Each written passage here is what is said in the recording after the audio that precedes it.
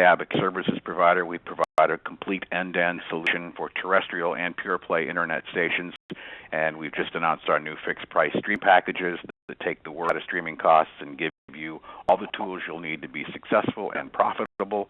You can learn more about those at abacast.com and our fixed-price streaming on our website. Now, today I'm joined by two people who really know what they're talking about. They've earned stripes by working the field and excelling. Dave Van Dyke, the president of Bridge Ratings, and Julie Reyburn, the digital sales manager at Entercom in Indianapolis, are going to share their insights into what today's digital radio listeners really want from radio, how much revenue is actually available, and most importantly, how to turn your online station from what a lot of people consider to be a necessary cost into a real profit center. Our first presenter is Dave Van Dyke. He's well known in the radio industry. He's been doing all the things for a lot of years. He's the president now of Bridge Ratings. He's constantly studying the habits and attitudes and wants of today's radio listener. Dave has a very rich background in all areas of radio. He's been a program director in major markets, a major market GM. He was an executive at Citadel Radio Networks. And I said he's now the president of Bridge Ratings. So, Dave, I'll turn things over to you. And take it away. Thank you, Michael, and welcome everyone. Judging from the response to this webinar, it is clear that this issue of monetizing your online audience is of great importance, which is actually very heartwarming to me because there has been a great deal of press lately, not just from the press releases I've issued from Bridge Ratings, but other well-known advisors, consultants, researchers about the fact that the radio industry really needs to get on the stick and start taking advantage of these billions of dollars that are out there and perhaps offset some of the great losses that the industry has seen last year and is still sort of dealing with this year. So we'll give this as briefly as we can for you and get you back to your jobs. And we'll start today's presentation with an overview of the radio consumer's interest in new media. This is going to lay a little groundwork for you as we continue in a few minutes with Julie's portion of the presentation, which I guarantee you will leave you with money-making ideas, which you could probably begin to do right at the conclusion of this webinar if you had time to do it. So it's important to understand the consumer in this new media equation. After all, these listeners of yours who use new media are the keys to delivering results for advertisers. And Bridge Ratings has been tracking both traditional and digital consumer behavior since 2002, and the trends are continuing fascinating. So it's clear that the consumers of traditional radio also use new media, no matter what their age group, ethnicity, or locale. So let's briefly take a look at really who is online here, so that we can forward through to an understanding of the kinds of individuals are utilizing online. So the first chart here is some data from a recent Pew Research study, and one of the many that profile Internet usage by age. 74% of all adults are now using the Internet, 93% of young adults, 81% of adults 30 to 49, etc. You see that just you would expect, based on your own personal experience, the Internet is being used quite extensively. And it's interesting to note here that women 55 plus are using the Internet for gaming as much as men 18 to 29 do. So what that means is that all of these people can be reached with both traditional media and new digital media, and the combination of the two is a very potent message conduit. The next few slides is that Internet usage is pervasive in the good old US of A, whether wired or wireless. It's everywhere. It's in my town and it's in your town, and it really is the kind of thing that is being used no matter what the size of city.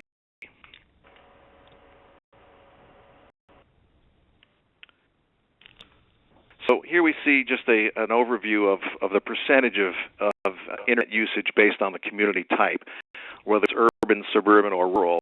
Of 70%, 72% of these geographic populations are using the Internet, whether you live in a big top 10 market or you're running radio stations in a small market.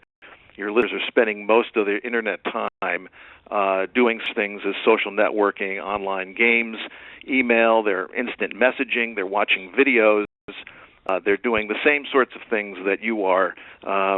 It's a pretty pervasive, common, mainstream activity at this point.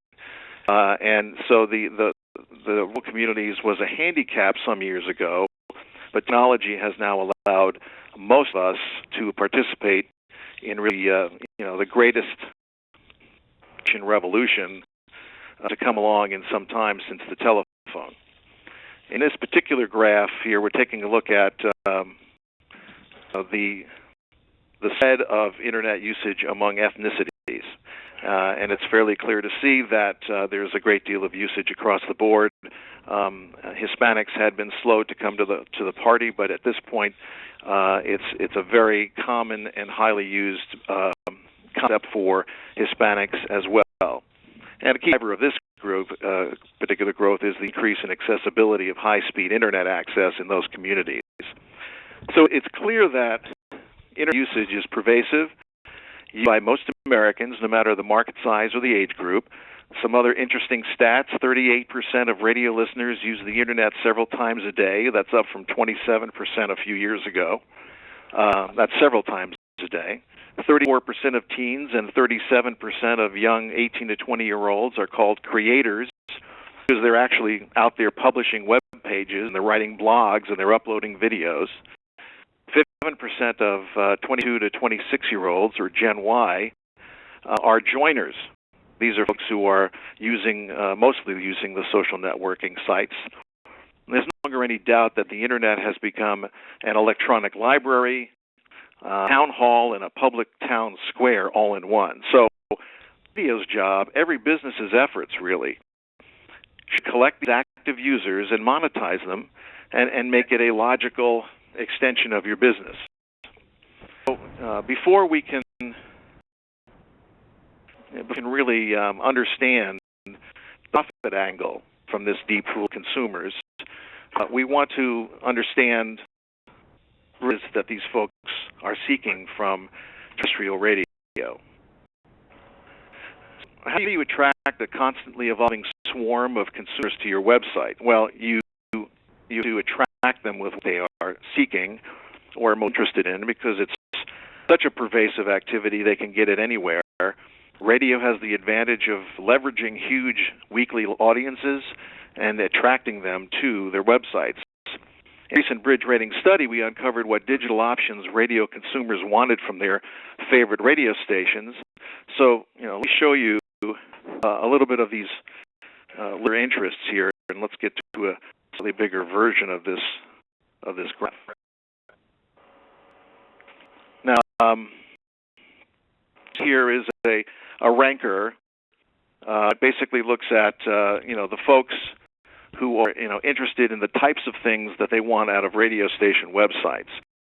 The top thing here listed is lifestyle interests, music info, Twitter interaction with personalities, the ability to interact with personalities through instant messaging, downloading music, etc. The key thing to keep in mind here is the lifestyle information aspect is interesting because it means different things for different formats based on the style of the different types of radio stations and exactly what they're offering their listeners, and we'll get to that in a second. But the key thing here is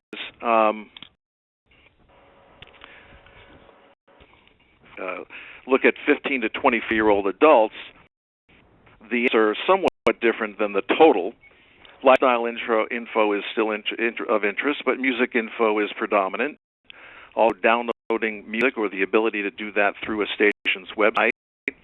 Exclusive social network is of high interest for this particular demographic. And what I mean by exclusive social network is for the radio station to have its own version of Facebook, MySpace, or otherwise, and being able to have that closed group of individuals being able to relate and talk to each other. Good common interest is radio station. It's important for us to understand the things here for the 15 to 24-year-old adults. and making sure that we're delivering it, and that's a key area here. To attract them, you have to be able to deliver what you're interested in. Same sort of graph, but this is for adults 25-54. You can lifestyle information is much higher on this list from the younger folks in terms of their particular interests. And Debunking music is still of key interest, as is podcasts and which is something we are beginning to see develop in automobiles and other concepts or technologies, and that's like to have a TiVo device. This isn't relating to the podcast as much as it's relating to being able to time shift listening to live broadcasts. So we see a difference here.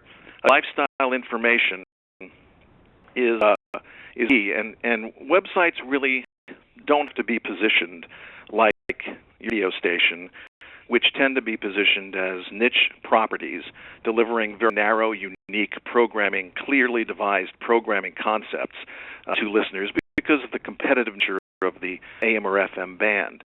Websites don't have to be that way. They actually should be broad with an approach that encompasses the entire lifestyle of the folks who are listening to your station. So, important that your station website reflect your on-air content for sure. Listeners' lives are fuller than just music or news or conservative talk, whatever your format may be. Men love their music, but they're also heavily invested in relationships and passion and leisure activities. And women 25-54 are also interested in family and travel and financial security. Radio websites should reflect these psychographic categories and differences, and that's what we mean by lifestyle information. Most station websites these days focus so narrow on their formats that they are missing a key component to bringing people back time and time again, which is having a full, robust website that deals with more than just the music, but the style capabilities and interests of your listeners. So this is a chart that compares the two demographies. And running a station today, this is the chart that I would have blown up on my wall so that I could focus on it every day. This shows which interests are most important to the different demographics, and I would need to find out which ones relate to my specific station. That's not very difficult to do. It's not expensive. You can do that if you already have a VIP club. There are ways for you to determine interests simply by asking your listeners. You need to know what your listeners mean by these individual categories. It means different things to different types of people, especially this lifestyle category. So I find out, and I would deliver these, and would promote them on the air, and I find out how well we're doing month to month, and deliver them in various ways on different platforms to make sure that my audience knew that these were available on the site. So, what do at Bridge Ratings? Wanted to find out how well radio was doing in categories, and what you see here is red bar shows percent of terrestrial listeners who are dissatisfied with these particular categories, their station's favorite station's websites, and the blue portion of the bar shows you those individuals who were satisfied. So the radio industry in general is not doing a very good job at all with the lifestyle information aspect of this, of what we need to be delivering to our listeners. We're doing pretty darn good with the music information. 79% of the participants felt that way. Some stations are doing a very good job getting involved with Twitter and instant messaging, but the idea of an exclusive social network is a great opportunity for radio today. This is a wonderful way to not only collect listeners, get talking about common things, but talking about your station as well. You can have focus groups with these folks if you want, but it's to the point of this presentation today, it's a fantastic way to build levels of high-interest listeners that will be of great interest to your particular issues with your clients that you might be selling this particular audio to.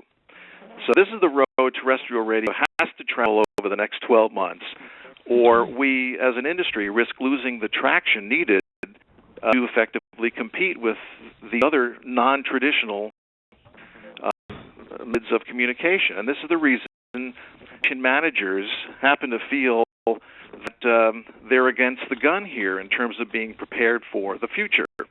One of the things we did earlier this summer at Ratings was we talked to 242 station general managers and market managers and asked them, what's preventing you from having all the digital resources you need to be successful in sales and ratings?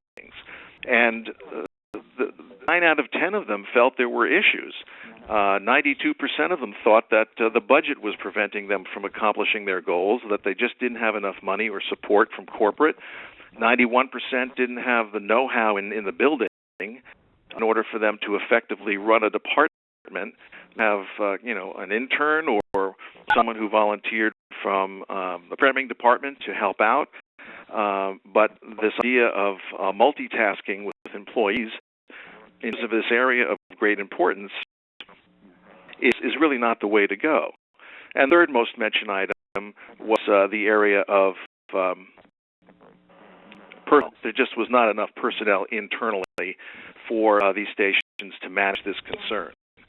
But we also asked these folks, what do you think about, now this was done in June, remember, when the year was shaping up to be very good. What do you think, we asked them, that your company will be investing in your digital online component of your business in the next 6 months? And it was actually a fairly good group of people indicated that, it looked like it was highly likely or somewhat likely that they're going to see some sort of benefit for corporate because things were improving. 38% that said it was not likely. So there's still a high degree of iffiness out there in terms of confidence. What do they think about 2011? The numbers were actually a little disappointing. 18% said it was highly likely that their corporations or their businesses would be able to invest in the digital component of their businesses. 13% was somewhat likely, and 52% just didn't have any idea. Understandable. It's very difficult to project back in June what was going to be happening in terms of the whole issue of making this work from an investment perspective. This is part of the problem that I think the industry has in not seeing the threat as it is. So how can broadcasters,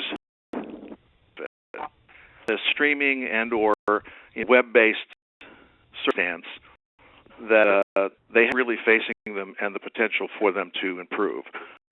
As pointed out a few minutes ago, you need to determine your listeners' interests. You need to review what your particular station can offer them, and you just need to deliver what your audiences want. And it sounds a little bit too simple, but in reality, it is fairly simple, but it does take some process, and you have to sell it. And while there are differences between selling your airtime and selling your digital audience, there are some similarities. And because most station operators or traditional sellers have little or no experience in this area, we have a couple of experts in our business today. One of them is with us today, Julie, who can help us determine a little bit better about how to approach this thing. And I think it's important for us to try to take what we're learning from today's discussion and apply it as quickly as possible, because 2011 is right around the corner. What all this data about your online audience that I've given you? Well, Julie Reyburn, Digital Sales Manager with Entercom in Indianapolis, has some really interesting answers. She's had tremendous success for the Indianapolis Entercom cluster specific to simplified methods to monetize online quantitative audience. And what's comfortable about her methods is that the sales approach is easily relatable to terrestrial salespeople. So I thank very much for your time for this portion of the presentation, and feel free to contact me if you need further insight into what I've shown you. But that's it for today. I'll look forward to your questions at the end. Thank you, Dave. Okay, as Dave said, our next presenter is Julie Reyburn. She's the digital sales manager for Entercom's stations in Indianapolis. Started in Lafayette, Indiana, and moved to Indianapolis soon after that, where she joined Susquehanna as an account executive. And during the next 21 years, she's done just about everything in sales at Susquehanna. And while she was there, Julie and her staff built a sales department for the cluster that generated $800,000 in pure digital revenue in 2007. Today, Julie is the digital sales manager for Entercom in Indianapolis. As I said, she leads the charge for all things digital, and she's going to share some insights on how she's been successful in generating real bottom-line profit for her stations, and help share some real-world expertise and tips on how you can do it too. So, Julie, I hand it to you. Thank you. I'm humbled by your description of me as the expert, but I would say that I'm really the pioneer of there. So what I'm going to talk about, I could talk about a lot of things, like money online, but I'm going to tell you my perspective, how I first started I and my team started making money online. So, and I did it with internet radio, streaming. So I say internet radio first because our people understand how to sell radio. That's what we do. And to local buyers, they understand the concept of listening online today. Now, when I first started in 2002 and 2003, we would go out and we'd say, we want to talk to you about streaming, internet streaming, and they'd say, what? Listening to the radio through your computer? What are you talking about? Well, you don't have to climb that mountain today because everybody knows about listening online. They probably do it themselves. They might listen to your local radio stations, or they might be listening to those pure play internet radio stations that we don't want them to listen to. Also, internet radio, our stations, we allow our customers to listen all day at work when they're out of their cars and home, and that's new in the last 7 or 8 years. You used to only be able to listen to radio at work or in your car. And then finally, I want you to start thinking about internet radio first is because, quite simply, easy to so there's probably dozens of reasons to engage this audience, but I came up with my top favorite 5. One is that people who listen online are generally employed and they're at work.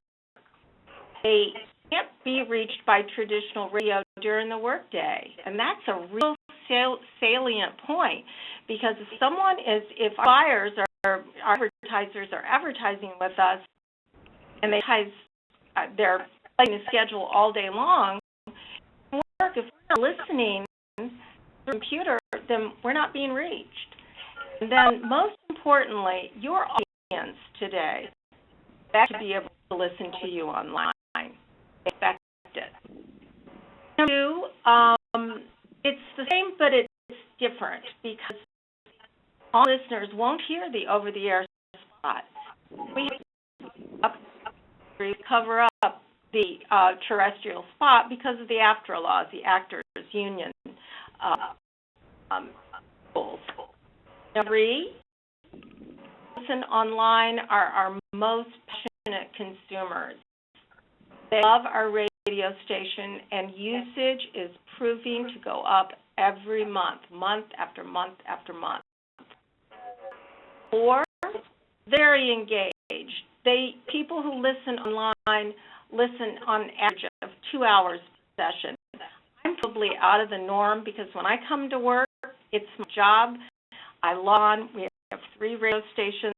I alternate between stations every day, and I listen all day because I listen on average about 2 hours.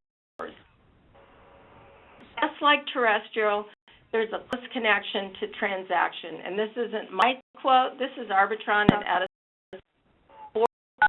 That's half of the online listeners their services while they're listening to us.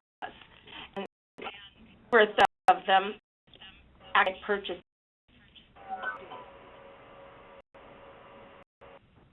Now, terrestrial listening is by far the most preferred method of listening. As you heard Dave, 32% of adults still rate it as their favorite to listen to the radio.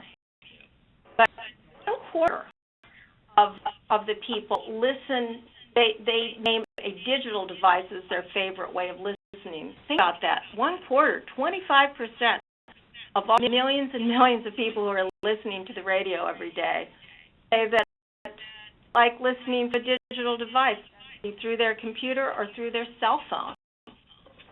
And is going to continue to grow. I love this slide. This is actually Dave Van Dyke's from survey from Bridge Rating. It's talking about time spent listening by technology. The first is mobile. We all have a cell phone. The rest is internet. And is, our terrestrial radio stations. And if you look at where we are right now at the blue line, in 2010, just people are spending about 4 hours a week with phones. But then look at almost 5 hours in 6 short years. That's a 23% increase. Spending 11 hours, 20 minutes right now with the internet, get up to almost 16 hours in 6 years. That's almost a 40% increase. Whereas our core product, terrestrial radio, is going to flatten out and actually decrease a little. So that's all the more reason why, if you think about it in these terms, you need to get into the space if you're not there already. Is the most important, I think, the device that changed the world has been the cell phone, because everyone has one.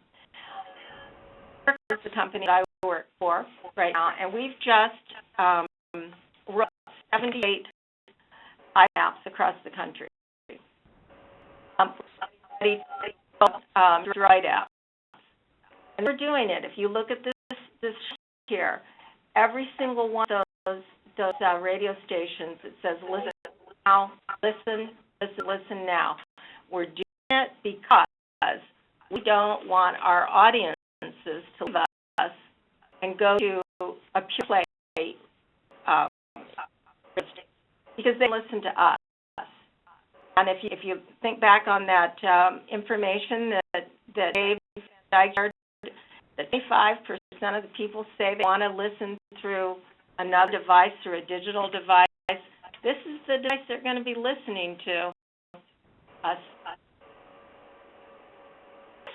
This is a graphic that I love, because it shows us what, if you look at the middle of that wheel, that's the radio station. That's where we all started. That's where we are now. And you look at all those spokes that we have available to us right now. We have our local website, we have radio, we have on-demand channels, and when Dave spoke to knowing what your audience wants first, like lifestyle information, so that's what on-demand channels are. You might have a page for cooking, or a page for financial news, or a page for that's what lifestyle information, that's what he means by that. Many of you might podcast, you might repurpose your online content through podcasts. You probably have some sort of video on your websites. We all have Facebook pages and Twitter pages. You may be doing e-commerce. Over here is mobile radio, where we want people to listen to us. And then music platform, because everything is user-generated now. I'm not suggesting, I don't want you to be overwhelmed by all those different things. Do I have to do that? With the easiest, that would be internet radio. But I just wanted to show you this so you can see you're not doing this. These are the things that we can do because we have powerful signals, and we've already got the technology available to us. This is what I call Internet Radio for Dummies. This is a picture of what a real player would look like. That's one of my radio stations there. And it works. It's very, very easy. Sell it on air, as I spoke to the fact that we understand how to sell radio, so it's not a big stretch to sell through our internet streams. I tell our advertisers, if you're advertising with us over the air, why wouldn't you want to advertise with us online? So just do that and see what they say. I've been aggregating audiences since I figured out how to sell on radio. Now, I want to say the way I do it may not be the way that you do it. There are some folks that believe that we should be selling on a cost per thousand. I don't ascribe to that theory because I don't believe as local radio stations, unless a big news talk or a big sports station, they have enough thousands to really make any headway with a cost per thousand.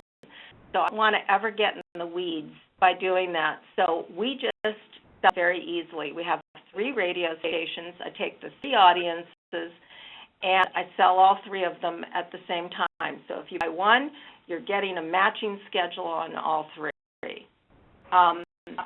We got out by selling in 2003 with selling one advertiser $3,600 annual schedule. That was $300 a month. I know it sounds ridiculous, but right out of the gate, we made $90,000. But you can put any price you want on it. That would be up to you according to how many listeners you have or how you want to do it. But once you get done, if you have an initiative to get it all done at once, and now's a good time because we're going into fourth quarter, make the initiative then and sell it for the year and be done with it. We sell a complete RS schedule. Enough day frequency, day parting isn't necessary. And that, I mean, I'll tell you how we do it. We sell 6 spots a day on each radio station. That's 18 spots a day, 365 days. We sell average of 5 local advertisers. Then I've got plenty of inventory left. I've looked at the clock, of our terrestrial stations. We've got plenty of extra inventory to put radio in our promotional packages. B-roll. Radio people, and we're really not very good about asking advertisers who are also television advertisers to give us a video file. But you've got opportunity if you're getting 30, 40, 50, 75,000 sessions a month through your internet radio, and a lot of eyeballs that have to log onto your radio station stream and watch this 15-second video clip before they can access the radio station. So that's another way you can sell those separately from just the spot. And then, I'm the queen of keeping it simple. Everything to be simple because our sales understand it better and they can communicate it in a very simple, easy to understand manner to their client. So what you should do is identify local advertisers who already do business with you, and you probably have anywhere between 50 or 60 different advertisers a month with that are your best local guys. Ask to come on board with you as an internet radio advertiser. It's a different set of inventory. Remember to tell them that advertising over the air, those commercials will not be heard by the people who listen to you online. start inexpensively, like I said. Start out, $300 a month, $400 a month, whatever you want, whatever makes sense for you. I'd like to take a moment, because some of you are probably wondering, well, I don't even know how much of a budget to set for digital. I started out, we had no idea. We just went with it and just kept building revenue every year, and then we thought, wow, we have a real business here. But right before I got on this webinar, I decided to look at the August Miller Kaplan. I just got it in Miller Kaplan. I don't know if you all that in your market, but it measures and reports the revenue. And in Indianapolis, which is a large market, but it's not a huge market and it's not a small market, we're going to do about $3 million this year in bill revenue, $3 million as a market, and I can estimate we're probably going to do about $75 million in total revenue. So doing about 4% of the market. So say if you could, you set a goal for yourself from anywhere from 3 to 4% of what you think your total budget would be, and go from there. And I always say, if you can't set a goal, if you can't measure it, then you really don't know how you're doing. But this is really real revenue, and I'm looking at it here in Indianapolis, $3 million just in local direct radio revenue. I don't know what the TV revenue is or the newspaper revenue, so there's a lot more millions. I track for a moment. Then the third bullet point, offer an identical spot schedule on each of your station streams. I do about that 40 to 50 a week. Allow me changes. We do all of our trafficking in-house. I have a sales assistant / digital assistant who loads all of streaming spots. And most importantly is pay your sales team a percentage. We happen to pay them 20% here. The percentage of our overall revenue is very small, but we get everybody excited. So that's really how I would suggest getting done and getting it done quickly and getting it done easily. That is we wrote. Wow. Thank you. That was very informative, and I think everybody will really get something out of that. It's data you can take and make actionable and really go with it. A couple of questions here. One of the questions was about Hispanic and multilingual, and what about foreign countries? Dave, do you want to speak to it all? Well, there are a great number of party companies that will help with that kind of a thing. Just a couple off the top of my head. These might be American or English-speaking businesses, but acquirecontent.com, donquixote.org, of all places. There's another one called yellowbricks.com, spelled B-R-I-X. Triton Media is another one. These are folks that do provide different types of platforms and content for sites, and I'm sure that these folks would provide translatable data that would work for basically any language. Okay, and any recommendations on the number or the kind of content that the radio stations ought to be providing? I think you could both maybe answer this one. As far as in addition to just your terrestrial stream, do you have any opinions on that? To the question of somebody up there has asked how many streaming uniques do we have? Yes, we do live in a business where we have to justify our metrics all the time, and I always update our stats every month for our salespeople. We have a large streaming audience. We've got about 13,000 unique streamers, but I like to point out that streaming is measured by IP addresses.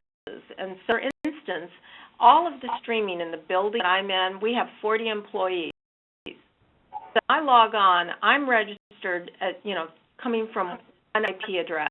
So there might be 10 people listening to the stream. So really, it's really more of an art than a science, because we really, the truth is, we really don't know how many people are listening. I do quote that because our salespeople want to know it, and their clients want to know, even though when they hear what it is, they don't really know what they're hearing.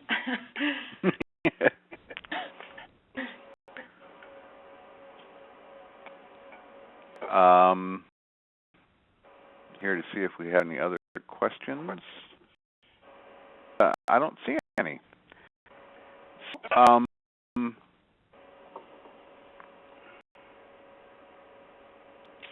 Is there a proven model that is currently working? Well, I think we kind of answered that. I think the model that Julie explained of bundling your inventory and packaging it and selling it as monthly or yearly contracts is a model that absolutely works.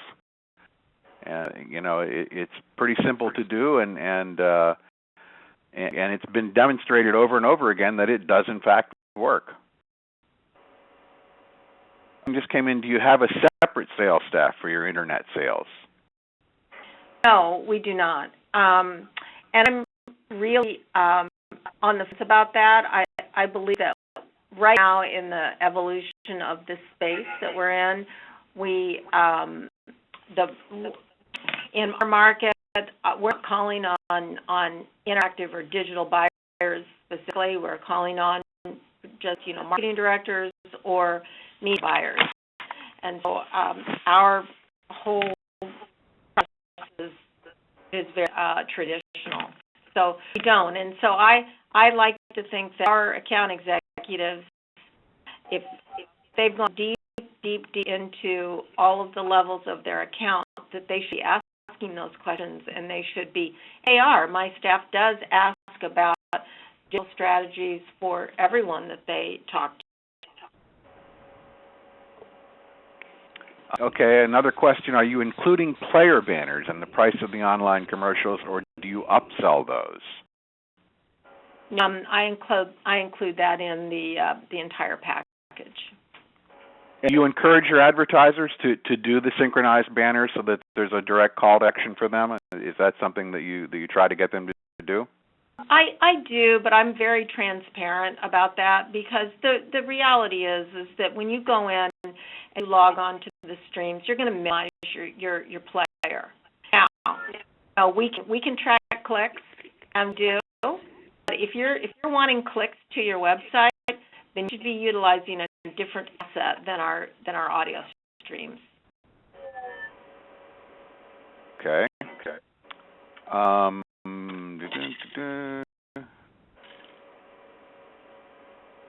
Okay, I think that pretty much covers everything. One more here.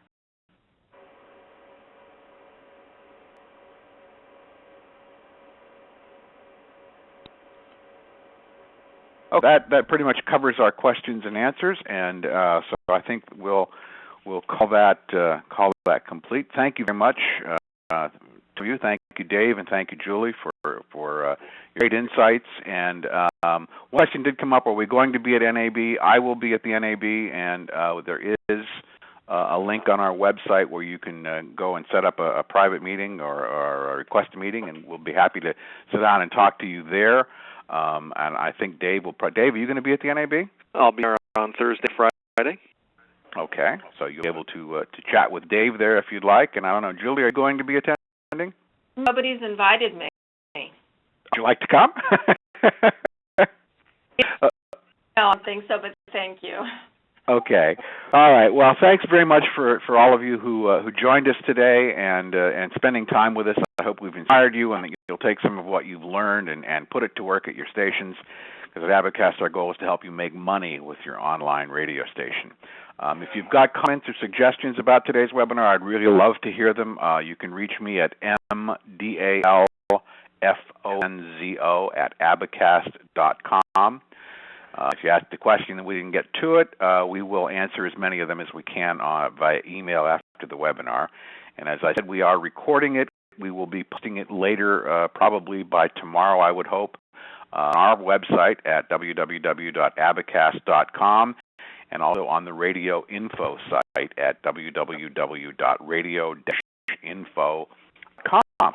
Thanks again to Julie and to Dave and our media co-sponsors, Radio Info, for Abacast. I'm Michael Dalfonzo. Thank you very much, and I hope you have a great day and make a lot of money.